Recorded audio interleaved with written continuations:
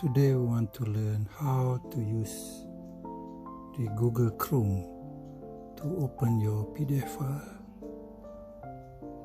First, open the kebab menu.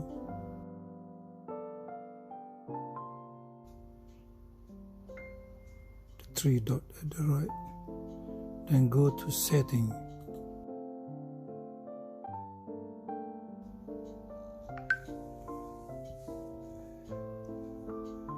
And from the setting menu, you go to Privacy and Security.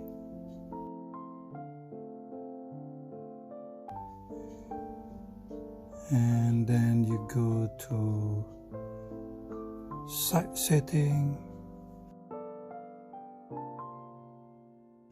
You scroll.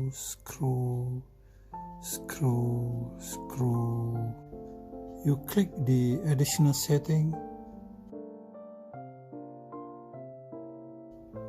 You scroll down and you can see here PDF document. Click and click Open PDF in Chrome. You download a PDF file and put on your desktop. And then you right click,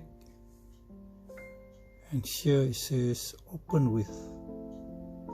Say you want to have Google Chrome. So now your document